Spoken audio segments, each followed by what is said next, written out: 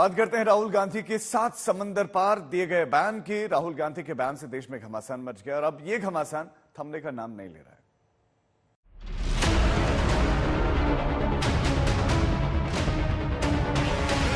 The BJP like to twist what I say. That's fine, and the media likes to sort of play it out. Don't condemn the country from foreign soil. Rahul Gandhi ji Ganga नहीं देख पाए और हिंदुस्तान एक राष्ट्र है ये वो मानते नहीं है। सत्ता, सरकार, जासूसी वाला हत्या, धर्म की सियासत, लोकतंत्र पर आफत। 7 समंदर पार कैम्ब्रिज विश्वविद्यालय में दिए राहुल गांधी के एक एक बयान पर अभी हंगामा थमा नहीं था। राहुल गांधी के बयानों को लेकर बीजेपी नेताओं का हमला अभी रुका नहीं था कि फिर से राहुल गांधी ने विदेशी धरती से नया बयान दिया। देश के अपमान वाले आरोपों पर बीजेपी के हमलों का जवाब दिया। Last I recall the Prime Minister going abroad and announcing that there's been nothing done in 60 years of independence, 70 years of independence. I remember him saying that, there's a lost decade of 10 years. There's unlimited corruption in India. I remember him saying them abroad. These were not things he said in India. These were things he said abroad. Right? So, I have never defamed my country. I'm not interested in it. I will never. अब तक राहुल गांधी ने मोदी सरकार, संघ और BJP पर कई angle से हमले किए, लेकिन सबसे ज्यादा तूफान देश में लोकतंत्र के खत्म होते आरोप पर उठा। बीजेपी सवाल कर रही है कि क्या राहुल गांधी को देश की संवैधानिक संस्थाओं पर विश्वास नहीं है? क्या ये बार बार विदेशी धरती पर भारत को बदनाम करने की साजिश नहीं है?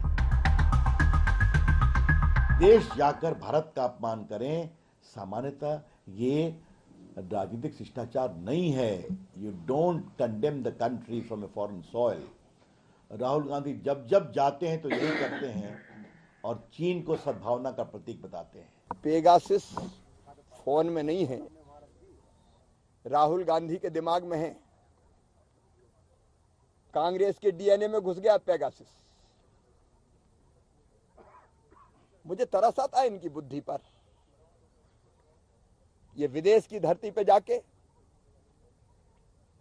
हमारे देश के खिलाफ बयानबाजी कर। हालांकि बीजेपी के न हमलों के बावजूद राहुल गांधी के तेवर कम नहीं हो रहे हैं। वो लगातार अपने बयानों से बीजेपी को निशाने पर ले रहे हैं। ऐसे में सवाल यही है कि क्या इन हमलों के बहाने राहुल गांधी की नजर भविष्य की सियासत पर है?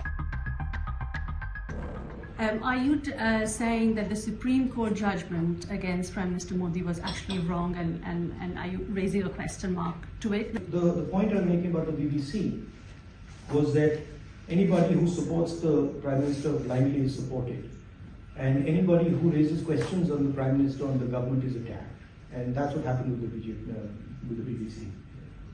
On the idea, you saying has silence helped you think about solving these 3 problems? That's not how these problems are solved, right?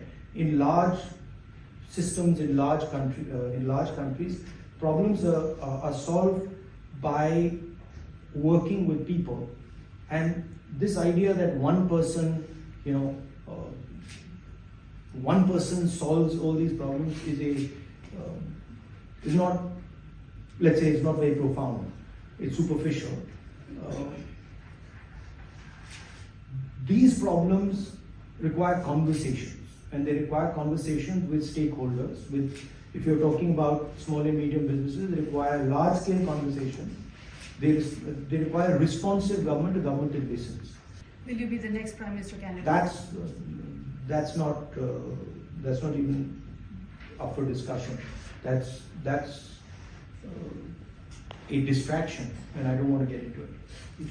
The central idea of the opposition is to get together and do everything that is required to defeat the RSS and the BJP. Rahul के बयानों ने सियासी संग्राम बढ़ा दिया है। BJP और कांग्रेसी नेताओं को आमने सामने ला दिया है। नहीं, सीधी बात है ना साहब, कोई कहीं कुछ कह दे तो आपको बुरा लगने लगता है। आपकी आलोचना होती है, आपकी कमजोरियां दिखाई जाती हैं तो आपको उसमें देशद्रोह दिखने लगता है। आपकी कोई कमियां गिनाता तो आपको लगता है दूसरा झूठ बोल रहा है। देखिए, कुछ लोगों की आदत बन चुकी है कि वो देश में अपने परिवार को देखते हैं या ना देखते हो, परंतु परिवार में ही उनको देश दिखता है। जिस मानसिकता के इंडिया इज इंदिरा और इंदिरा इज इंडिया वाले लोग हैं, उन्हें जब परिवार तंत्र पर खतरा मंडराता है तो उन्हें लोकतंत्र पर खतरा नजर आता है।